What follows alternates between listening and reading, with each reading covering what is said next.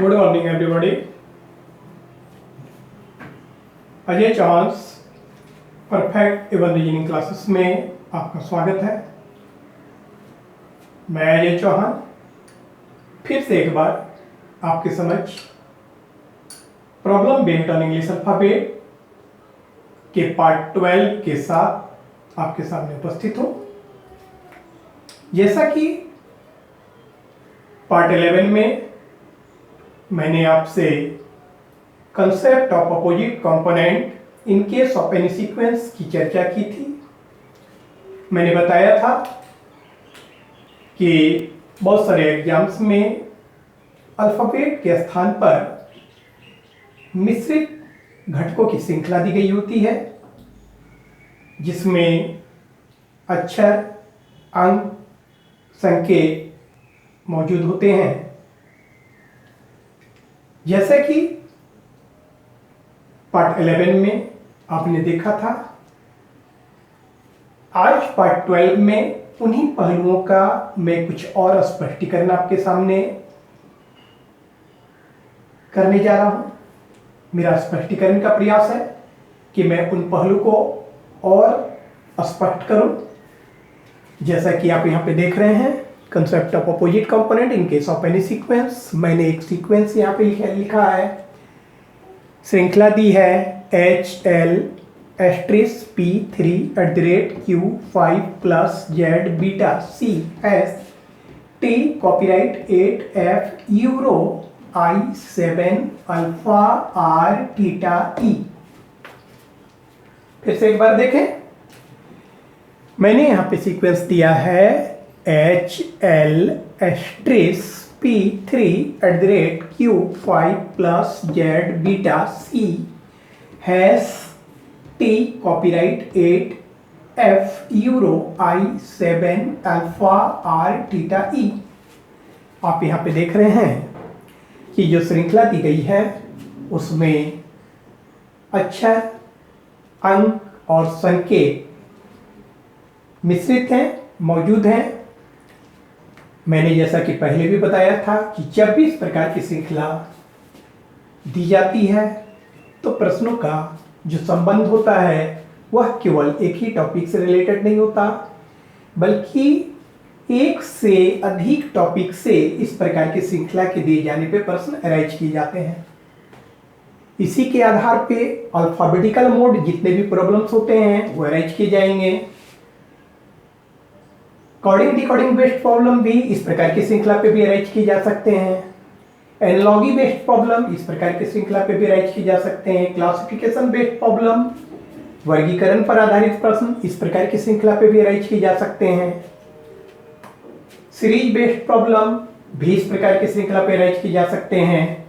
एवं conditional component finding इस प्रकार की श्रृंखला पे भी अरेंज किए जा सकते हैं। कहने का अर्थ है औपबंधिक घटक का निर्धारण। कहने का अभिप्राय आपसे कह दिया जाएगा कि उपयुक्त श्रृंखला में ऐसे कितने अक्षर हैं जिनके ठीक पहले कोई संकेत है जबकि बाद में कोई अक्षर नहीं है, या बाद में कोई अंक है। तो इस प्रकार की कंडीशन पर आधारित कंपोनेंट फाइंड आउट से रिलेटेड भी प्रॉब्लम आपसे अरेंज किए जा सकते हैं। तो मेरे कहने का सेंस है कि जब भी इस प्रकार की श्रृंखला दी गई होती है तो इस पर जो आधारित प्रश्न होते हैं वो किसी पर्टिकुलर टॉपिक से रिलेटेड नहीं होते हैं। इस बात को ध्यान में आप बैठा लें। आफ्टर ऑल, मैं जब अलग अलग टॉपिक्स जिसकी मैंने चर्चा की कि इस प्रकार की श्रृंखला पे अलग अलग टॉपिक से प्रश्न पूछे जाते हैं, तो जब मैं उन टॉपिक से आपका सामना कराऊंगा, जब मैं उन टॉपिक्स को जब डील करूंगा, तो उस वक्त भी मैं इस श्रृंखला पे आधारित कैसे प्रश्न अरेंज किए जाते हैं उसकी विस्तृत रूपरेखा आपके सामने मैं रखूंगा।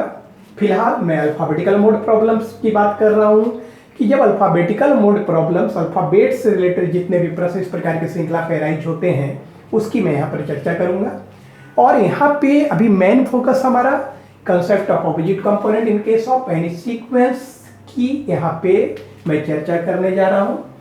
तो सबसे पहले तो मैं, जैसा कि पिछले क्लास में भी मैंने बताया था, पिछले लेक्चर्स में भी मैंने बताया था कि जब भी इस प्रकार की श्रृंखला से आपका सामना होता है तो चूंकि इस प्रकार के श्रृंखला यूनिवर्सल सीक्वेंस नहीं होते हैं, इसलिए आपका प्रयास होना चाहिए कि जब भी इस प्रकार के श्रृंखला से आपका सामना हो तो सबसे पहले दिए गए श्रृंखला के ऊपर क्रमागत संख्याओं का अंकन कर दीजिएगा। जैसा कि मैं यहाँ पे दिखा रहा हूँ, जैसा कि आप यहाँ पे देख रहे हैं, मैंने यहाँ अंकन किया है 1 2 3 4 5 6 7 8 9 10 11 12 13 14 15 16 18 19 20 21 22 23 24।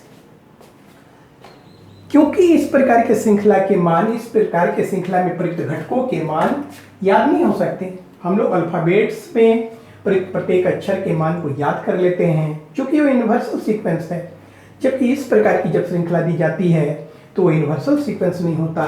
और ऐसी स्थिति में जब भी आपका इस प्रकार के श्रृंखला से सामना हो तो at first mark the consecutive number above the components of the given sequence. कहने का अभिप्राय है कि इस प्रकार के श्रृंखला से जब भी आपका सामना हो तो सर्वप्रथम आप श्रृंखला में प्रयुक्त घटकों के ऊपर क्रमागत संख्याओं का अंकन कर दीजिएगा।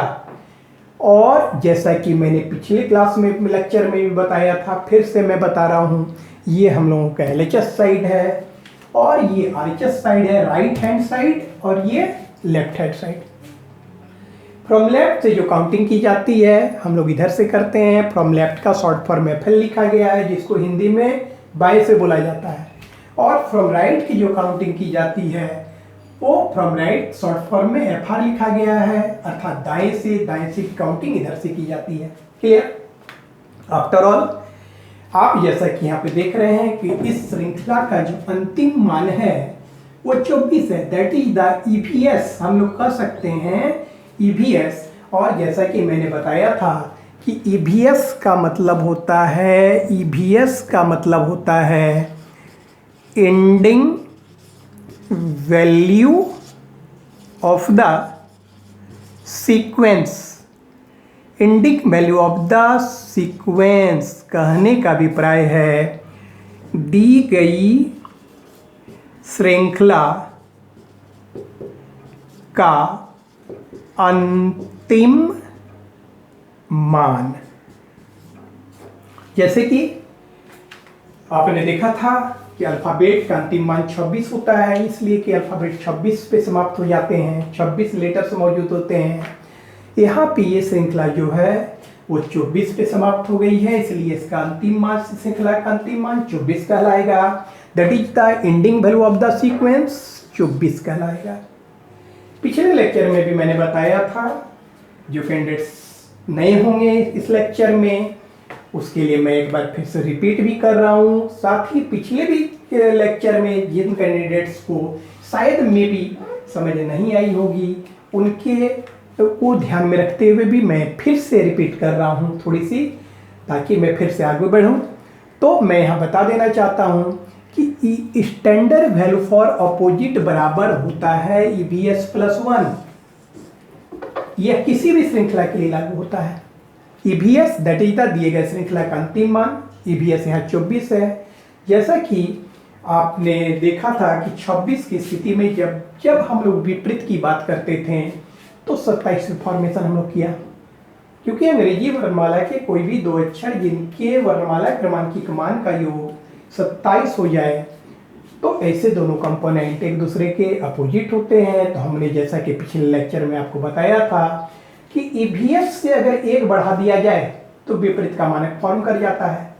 क्योंकि standard value for opposite that is the विपरीत का मानक, विपरीत का मानक, विपरीत का जो मानक होता है, विपरीत का मानक बराबर EVS + 1।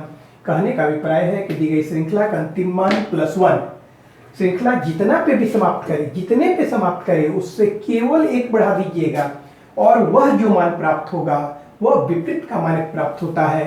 अर्थात विपरीत के मानक के समतुल्य किसी करने के लिए, विपरीत के मानक के समतुल्य बनाने के क्रम में हम जिन जिन कंपोनेंट्स के मान को जोड़ेंगे, कहने का अर्थ है कि यदि कोई दो कंपोनेंट्स के मान को हम ऐड करें और विपरीत के मानक के समतुल्य हो जाए उसका मान, तो वो दोनों एक दूसरे का अपोजिट हो जाएंगे। कहने का अर्थ है विपरीत के मानक के समतुल्य करने के क्रम में हम जिन जिन कंपोनेंट्स के मान को ऐड करते हैं वे दोनों ही कंपोनेंट एक दूसरे के अपोजिट होते हैं। जैसे कि अल्फाबेट्स में आपने देखा था कि कोई भी दो कंपोनेंट्स, कोई भी दो लेटर जिनके वर्णमाला क्रमांक एक मान को हम जोड़ देते थे और 27 प्राप्त हो जाता था तो हम लोग कहते थे एक दूसरे का विपरीत है।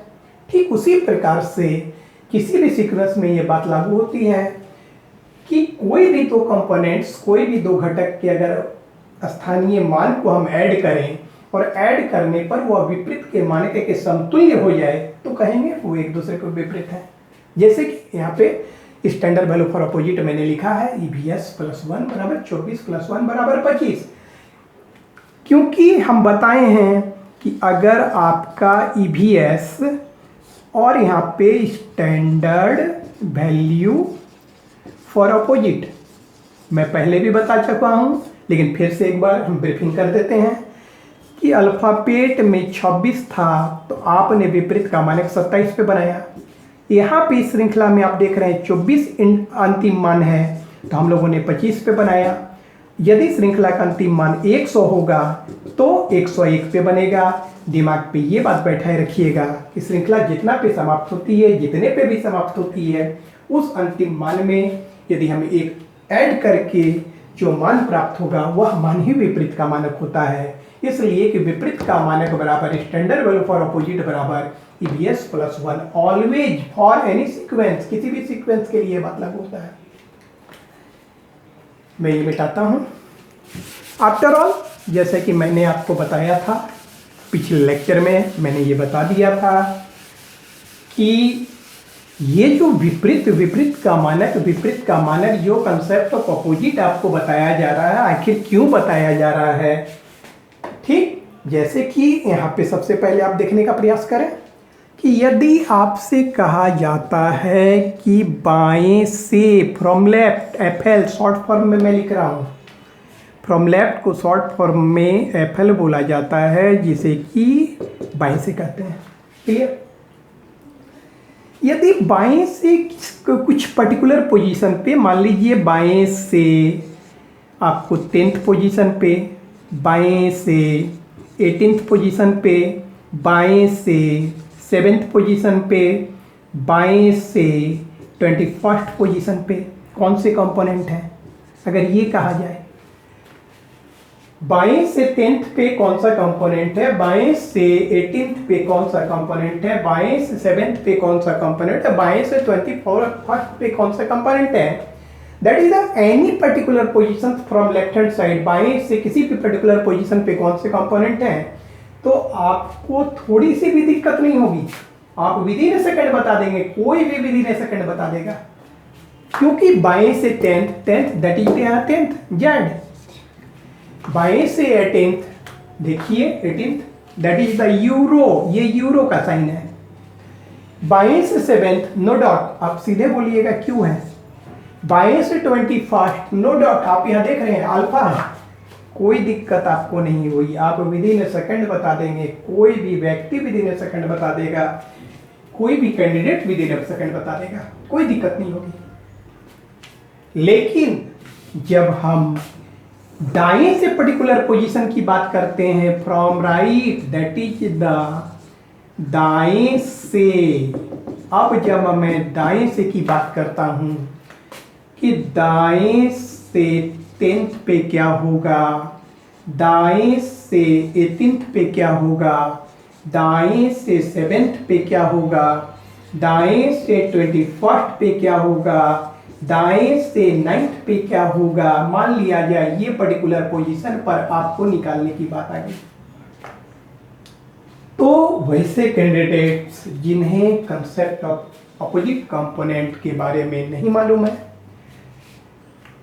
तो वैसे कैंडिडेट्स क्या करेंगे, ऐसे करके उंगली से गिनेंगे कि दाएं से 10 नंबर 1 2 3 4 5 6 7 8 9 10, दाएं से 18 नंबर, ऐसे करके गिनेंगे, और जब गिनेंगे तो आपका अनावश्यक समय बर्बाद होगा और समय की अहमियतता को देखते हुए वो आपके लिए अहितकर होगा, क्योंकि कॉम्पिटिशन्स में, प्रतियोगिता परीक्षा में एक एक सेकेंड की अहमियतता होती है और बेसिक दौड़ने वाले सफल नहीं होते।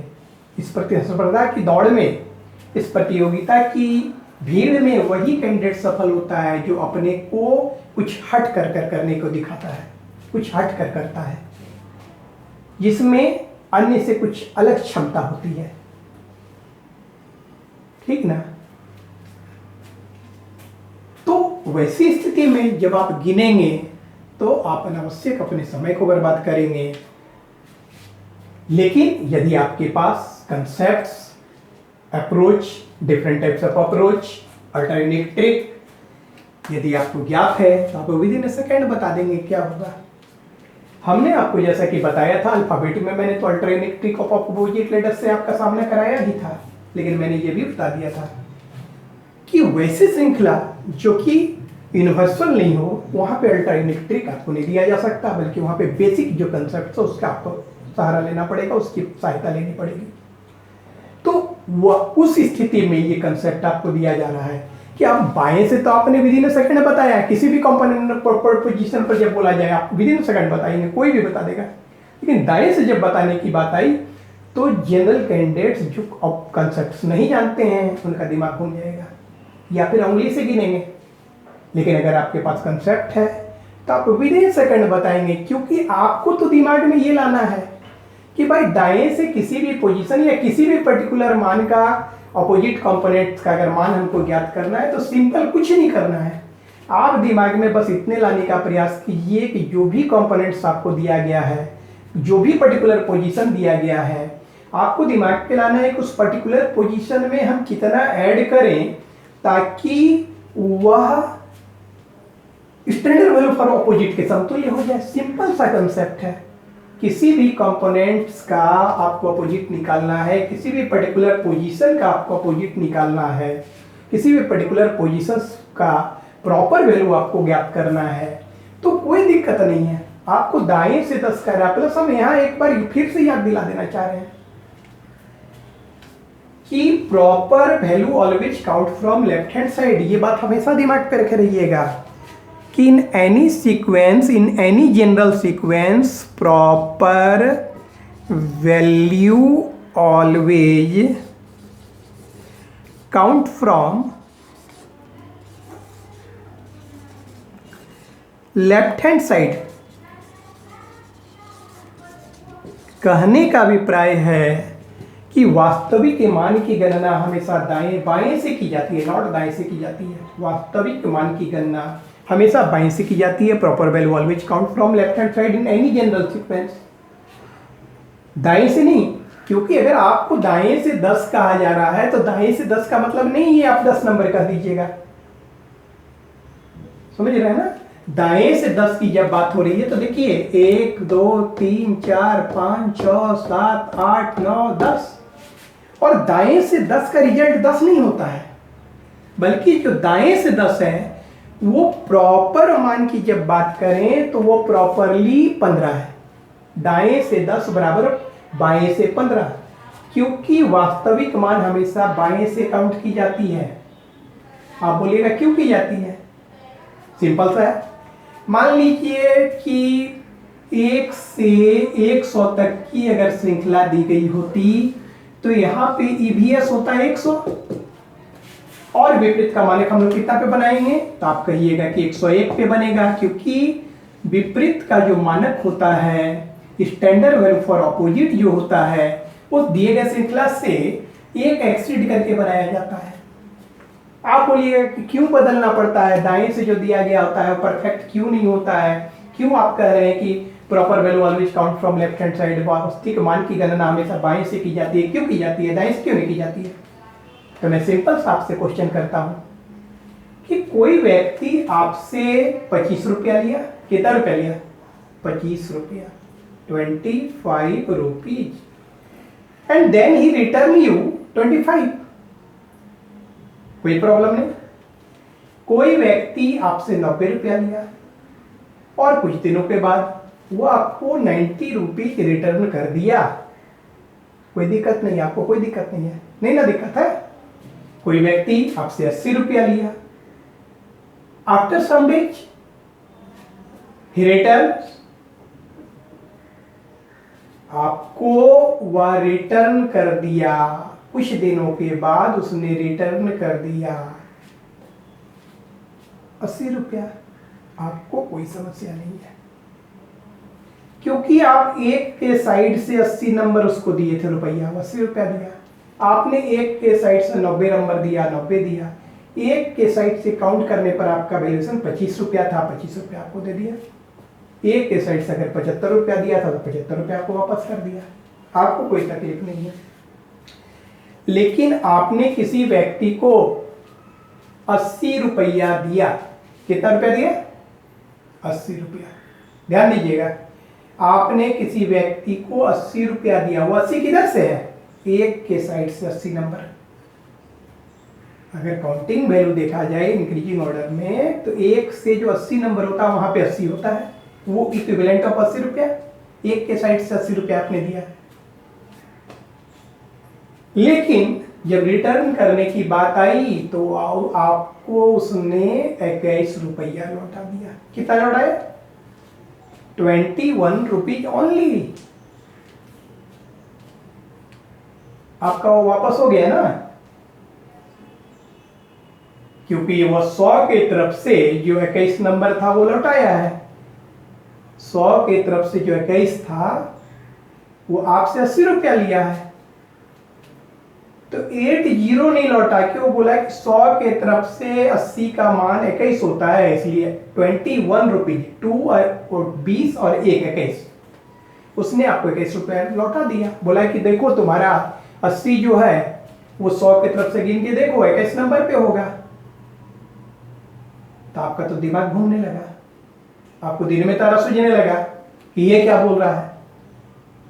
तो आप उससे उलझ जाइएगा कि अरे भाई हम तुमको 80 जो होता है रुपया वह दिया है, 50 रुपया, 20 रुपया, 10 रुपया, या आप बोलिएगा कि 50 और 10 10 10, या आप बोलिएगा कि तुमको 8 गो 10 टकिया दिया तो 80 रुपया हुआ। वो एक के तरफ से गिनने पर 8 0 80 होता है, और तुम बोलता है कि नहीं 100 के तरफ से गिन लो और 21 नंबर तुम्हारा 80 होता है, इसलिए तुम 10 और 10 और 1 रुपया दे रहा है, 21 रुपया दे रहा है।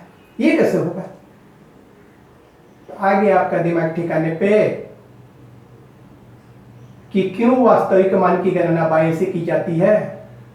दिमाग ठिकाने पे आया कि नहीं आपका कि जब अभी 80 रुपया देने के पश्चात, 80 रुपया देने के बावजूद आपको कोई 21 रुपया जब वापस किया तो आपको दिमाग ठिकाने पे आ गया कि नहीं दाएं से नहीं, हमको बाएं से दो। तो दिमाग पे हमेशा हमेशा के लिए बैठा लीजिए कि किसी भी सामान्य श्रृंखला में वास्तविक मान की जो गणना की जाती है वो बाएं से नहीं की जाती, हमेशा दाएं से नहीं की जाती, सॉरी दाएं से नहीं की जाती। Proper value always count from left hand side. वास्तविक मान की गणना जो होती है हमेशा बाएं से की जाती है, दाएं से प्रॉपर मान की गणना नहीं की जाती। हमेशा दिमाग पे बैठा लीजिएगा, समझ रहे हैं ना। इसलिए अगर आप दाएं से 10 कर दीजिएगा तो वो 10 नंबर नहीं हो जाएगा, आप दाएं से 18 कर दीजिएगा तो 18 नंबर नहीं हो जाएगा, बल्कि उसका प्रॉपर मान कुछ और होगा। और दाएं से कोई भी मान अगर बोला जाए तो वह तब तक परफेक्ट नहीं होता जब तक कि उसको बाएं से में आप कन्वर्ट नहीं कर दीजिए। अगर आपसे कहा जाता है कि 1 से 100 तक की श्रृंखला है कि 100 के तरफ से 10 नंबर, तो 100 के साइड से 10 नंबर आपका 10 होगा, 100 के साइड से 25 नंबर 25 आपको मिलेगा, 100 के साइड से 80 नंबर के 80 मिल जाएगा? नहीं मिलेगा। अगर 100 के साइड से 100 के साइड से अगर 10 नंबर बोला जाता है तो आपको दिमाग में लाना पड़ेगा कि 100 के साइड से अगर 10 बोला जा रहा है, दैट इज द दाएं से 10 बोला जा रहा है, तो हम उसमें कितना जोड़ें कि 101, क्योंकि विपरीत का मानक 100 के एंडिंग पर 101 पे बनेगा। तो आप दिमाग में लाइएगा कितना ऐड कर दे कि 101 हो जाए। तो कहने का अर्थ है कि 100 के साइड से 10 बराबर आप कहिएगा 91, 100 के साइड से 80, 100 के साइड से 80 नंबर क्या होगा? 80 तो नहीं होगा। तब आप दिमाग में लाइएगा कि भाई 80 में हम क्या ऐड कर दें कि 101 हो जाए? तो आप कहिएगा कि अगर हम 21 ऐड कर दें तो 101 हो जाएगा, अर्थात 100 के साइड से 80 बराबर 1 के साइड से 21 नंबर। ठीक वही बात यहाँ पे लागू हो रही है। आप जैसा कि यहाँ पे देख रहे हैं कि विपरीत का मानक 25 फॉर्म किया है, अब दाएं से 10 बोला जाए तो 10 तो नहीं होगा, तो दाएं से 10 बराबर क्या होगा, तो हम सोचेंगे कि इसमें हम लोग सोचना पड़ेगा कि क्या ऐड करके विपरीत के मान के समतुल्य हो, तो 10 में कितना ऐड करेंगे तो 25 हो जाएगा। तो आप कहिएगा 15, और 15 नंबर हमारा कंपोनेंट क्या है, तो कहेंगे कॉपीराइट। दाएं से 18 पे क्या होगा, तो हम कहेंगे 18 में क्या ऐड करें कि 25 हो जाए, तो आप कहेंगे 7, तो 7 नंबर मेरा कंपोनेंट क्या है, तो क्यू। दाएं से 7 पे क्या होगा, तो आप कहेंगे 7 में क्या जोड़े कि 25 हो जाए, क्योंकि विपरीत का मानक तो 25 पे है, तो आप कहेंगे 18 अगर ऐड कर दिया जाए तो 25 हो जाएगा। और 18 नंबर मेरा कंपोनेंट क्या है, यूरो। अगर आपसे कहा जाता है दाएं से 21 नंबर पे क्या, तो आपको दिमाग में आएगा कि क्या जोड़े कि 25 हो जाए, तो आप कहिएगा 4 नंबर, और 4 नंबर कंपोनेंट जो है पी है। और दाएं से 9 नंबर पे क्या है, तो आप कहेंगे कि इसमें क्या जोड़े कि 25 हो जाए, तो हम लोगों का कितना इसमें जोड़ेंगे तो 25 हो जाएगा। तो आप कहिएगा कि 16 नंबर अगर जोड़ दें तो 25 हो जाएगा, क्योंकि 16 और 9 25, तो 16 नंबर हमारा क्या है, तो आप कहिएगा 8। देखिए दाएं से 10, 1 2 3 4 5 6 7 8 9 10, देखिए दाएं से 7, दाएं से 18, 1 2 3 4 5 6 7 8 9 10 11 12 13 14 15 16 17 18, देखिए मूल क्रम में जो 7 नंबर पे है वही दाएं से 18 नंबर पे है। दाएं से 7 नंबर देखिए 1 2 3 4 5 6 7, मूल क्रम में जो 18 नंबर पे है वही दाएं से 7 नंबर है। 21, 1 2 3 4 5 6 7 8 9 10 11 12 13 14 15 16 17 18 19 20 21, मूल क्रम में जो 4 नंबर है वही दाएं से 21 नंबर है। दाएं से 9, 1 2 3 4 5 6 7 8 9, मूल क्रम में जो 16 नंबर पे है वही दाएं से 9 नंबर पे है। अर्थात दाएं से कोई भी मान परफेक्ट नहीं होता जब तक कि हम उसे प्रॉपर मान में नहीं कन्वर्ट करें, और proper value always count from the left hand side. इसलिए दाएं से कोई भी मान दिया जाएगा तो उसको हर हाल में by help of standard value for opposite, by help of standard value for opposite, आपको प्रत्येक मान को बाएं से में कन्वर्ट करना पड़ेगा, तभी वो प्रॉपर मान में परिवर्तित होगा। कहने का अर्थ है कि दाएं से कोई भी मान परफेक्ट नहीं होता, और उसको हम लोग विपरीत के मानक के सहायता से बाएं से में जब कन्वर्ट करते हैं तब वह प्रॉपर मान होता है। ठीक, आफ्टर ऑल अब हम यह बताना चाहेंगे ये कंसेप्ट ऑफ अपोजिट, अपोजिट आखिर जो बोला जा रहा है, आखिर क्या इसकी अहमियतता है, what is the importance of this concept, क्यों हम लोग ये कंसेप्ट आपको बता रहे हैं, क्या इसका महत्व है, कहाँ इसका अनुप्रयोग है, कहाँ पे इसका प्रयोग किया जाता है, कहाँ पे इसे इम्प्लीमेंट किया जाता है, तो उस पर हम अब चर्चा करते हैं। That is the application of the above concept, application of this concept. ठीक, आइए हम इसकी चर्चा करते हैं। Application of this concept, application of the above concept. इस कंसेप्ट की उपयोगिता क्या है, इसका अनुप्रयोग कहाँ होता है, प्रयोग कहाँ होता है, क्यों आपको मैं ये कंसेप्ट बता रहा हूँ, किस इस कंसेप्ट की परिचर्चा आपसे की जा रही है। तो आइए हम इसकी परिचर्चा आपके सामने करने जा रहे हैं, इस पर गौर करें। Application of the above concept. Application of the above concept, उपयुक्त कंसेप्ट का क्या अनुप्रयोग है, कहाँ प्रयोग हम करते हैं, क्या महत्व है, उस बात की परिचर्चा अब हम आपके सामने करेंगे। Application of the above concept. कहने का अभिप्राय है कि क्यों मैं आपको ये कंसेप्ट बता रहा हूं, इस कंसेप्ट का उपयोग क्या है, इस कंसेप्ट का महत्व क्या है, what is the importance of this concept, why we tell about this concept. मैं क्यों ये बता रहा हूं, क्यों ये बोल रहा हूं, इस कंसेप्ट को आपके सामने क्यों ला रहा हूं। ठीक है, तो इस कंसेप्ट की अहमियतता क्या है, इंपॉर्टेंस क्या है, क्यों कंसेप्ट ऑफ अपोजिट, अपोजिट आपके सामने बात की जा रही है, उसकी मैं पर चर्चा करने जा रहा हूं। तो सबसे पहले आप ये दिमाग में रखे रहिएगा कि दाएं से दिए गए किसी भी मान का, मैं यहां लिख देता हूं, आप उसको ध्यान से देखेंगे। दाएं से दिए गए किसी भी मान का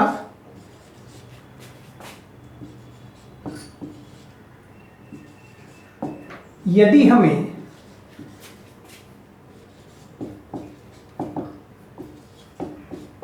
वास्तविक मान अर्थात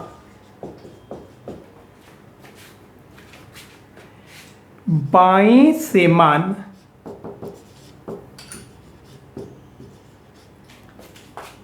ज्ञात करना हो तो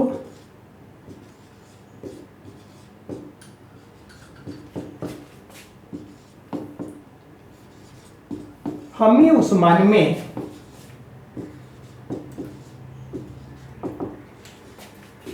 इतना ऐड कर देना चाहिए, इतना ऐड कर लेना चाहिए या कर देना चाहिए ताकि वह दिए गए श्रृंखला के अंतिम मान से एक अधिक अर्थात स्टैंडर्ड वैल्यू फॉर अपोजिट या standard value of opposite, standard value of opposite that is the विपरीत के मानक के समतुल्य हो जाए। इस प्रकार इस क्रम में हम जितना ही ऐड करते हैं वह मान ही दाएं से दिए गए मान का वास्तविक मान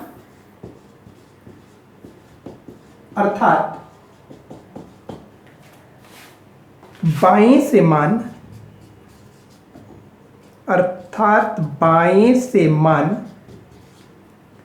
कहलाता है या होता है, जो बोलिए।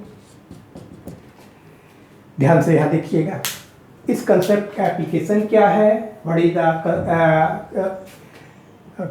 जो है एप्लीकेशन ऑफ दिस कंसेप्ट। तो why we tell about this concept, मैं क्यों बता रहा हूं, क्यों बोल रहा हूं। तो मैंने बताया कि दाएं से दिए गए किसी भी मान का, ध्यान दीजिएगा, दाएं से दिए गए किसी भी मान का यदि हमें वास्तविक मान अर्थात बाएं से मान ज्ञात करना हो तो हमें उस मान में इतना ऐड कर देना चाहिए या ऐड कर लेना चाहिए ताकि वह दिए गए श्रृंखला के अंतिम मान से एक अधिक अर्थात स्टैंडर्ड वैल्यू ऑफ अपोजिट विपरीत के मानक के समतुल्य हो जाए। इस प्रकार इस क्रम में हम जितना ही ऐड करते हैं वह मान ही दाएं से दिए गए मान का वास्तविक मान अर्थात बाएं से मान कहलाता है या होता है। कहने का अभिप्राय है कि दाएं से दिए गए किसी भी मान का यदि हमें वास्तविक मान अर्थात बाएं से मान ज्ञात करना हो तो हमें उस मान में इतना ऐड कर लेना चाहिए ताकि वह दिए गए श्रृंखला के अंतिम मान से एक अधिक अर्थात स्टैंडर्ड वैल्यू फॉर अपोजिट या ऑफ अपोजिट विपरीत के मानक के समतुल्य हो जाए, और इस प्रकार इस क्रम में आप जितना जोड़िएगा वह मान ही दाएं से दिए गए मान का वास्तविक मान अर्थात बाएं से मान होगा। तो सिंपल वे पे कहा जाए तो यह कंसेप्ट आपको इसलिए बताया जा रहा है कि जब भी आपको दाएं से कोई मान दिया जाए तो हर हाल में उसको आपको बाएं से में कन्वर्ट करना पड़ेगा, क्योंकि जब तक बाएं से में कन्वर्ट नहीं कीजिएगा वो प्रॉपर मान नहीं होगा। क्योंकि आपने यहाँ देखा कि अगर हम दाएं से 5 नंबर कह देंगे तो वो 5 नंबर थोड़े होगा। दाएं से 5 नंबर कहने पे वो 5 नंबर नहीं होगा, बल्कि आप दाएं से 5 नंबर देखिए 1 2 3 4 5 मूल क्रम का जो 20 नंबर है वो दाएं से 5 है। क्योंकि दाएं से किसी भी पोजीशन पर आप कह रहे हैं कि दाएं से 10 नंबर, तो वो 10 नंबर नहीं है, बल्कि दाएं से 10 नंबर बराबर 15 नंबर है। अगर आप कहते हैं कि दाएं से 22 नंबर, तो दाएं से 22 नंबर बराबर ये 22 थोड़े है। दाएं से 22 का अगर वैल्यूएशन निकालना है दैट इज, तो उसको बाएं से में आपको कन्वर्ट करना पड़ेगा, क्योंकि proper value always count from left hand side. मैं इस बात की पहले भी परिचर्चा कर चुका हूं कि वास्तविक मान की गणना, मैं इसको मिटा रहा हूं जरा सा फिर आपके सामने लिखूंगा। मैं पहले भी परिचर्चा आपसे इस बात की कर चुका हूं कि वास्तविक मान की गणना proper value always count from left hand side. ये हमेशा दिमाग पे रखे रहिएगा कि proper value always count from left hand side. कहने का अभिप्राय है कि वास्तविक मान की गणना, वास्तविक मान की गणना हमेशा बाएं से की जाती है। ये बात दिमाग पे हमेशा हमेशा के लिए बैठा लीजिएगा, क्योंकि दाएं से दिया गया कोई भी मान परफेक्ट नहीं होता है। किसी भी जनरल सीक्वेंस में दाएं से दिए गए किसी भी मान को जब तक आप बाएं से में कन्वर्ट नहीं कीजिएगा तब तक आप प्रॉपर मान प्राप्त नहीं कर सकते। इसलिए कि दाएं से दिया गया कोई भी मान परफेक्ट नहीं होगा। जैसा कि आप यहाँ पे देख रहे हैं कि अगर हम दाएं से आपको 22 नंबर कह दे रहे हैं तो दाएं से 22 ये 22 नहीं है। दाएं से 22 नंबर पोजीशन पर कहने का अर्थ मूल क्रम में जो 3 नंबर है वो आपका दाएं से 22 नंबर है। देखिए 1 2 3 4 5 6 7 8 9 10 11 12 13 14 15 16 17 18 19 20 21 22। दाएं से अगर आपसे कहा जा रहा है कि दाएं से जो है 21 नंबर, तो वो ये 21 नहीं है, बल्कि 1 2 3 4 5 6 7 8 9 10 11 13 14 15 16 17 18 19 20 21। तो कहने का अर्थ है कि मूल क्रम में जो 4 नंबर पे है वो दाएं से 21 नंबर पे है, तो दाएं से 21 बराबर 21 नहीं होता है। ये बात दिमाग पे बैठा लीजिएगा। इसलिए जब जब कोई भी मान आपको दाएं से दिया जाएगा तो जब तक उसको आप परफेक्ट मान में नहीं परिवर्तित कीजिएगा, जब तक उसको बाएं से में नहीं परिवर्तित कीजिएगा, वो वास्तविक मान में कन्वर्ट नहीं होगा, आपका प्रॉपर रिजल्ट आपको प्राप्त नहीं हो सकता। इसलिए कि वास्तविक मान की गणना दाएं से नहीं की जाती, वास्तविक मान की गणना ऑलवेज बाएं से की जाती है। ये बात दिमाग में बैठा लीजिएगा, और इसलिए ये कंसेप्ट आपको बताया गया। सिंपल वे पे अगर कहा जाए तो दाएं से दिए गए किसी भी मान को बाएं से में कैसे हम परिवर्तित करते हैं, उसे बाएं से में कैसे परिवर्तन करते हैं, उस परिवर्तन करने के लिए ये आपको कंसेप्ट दिया गया है कि दाएं से किसी भी मान का बाएं से में परिवर्तित स्वरूप क्या होगा, बाएं से में उसका मान क्या होगा। अर्थात दाएं से किसी भी मान को अगर आप बाएं से में परिवर्तित करना चाहते हैं, प्रॉपर मान में परिवर्तित करना चाहते हैं, वास्तविक मान में परिवर्तित करना चाहते हैं, तो वो ऐसी स्थिति में आपको इस कंसेप्ट की सहायता से ही आपको उसको प्रॉपर मान में कन्वर्ट करना पड़ेगा।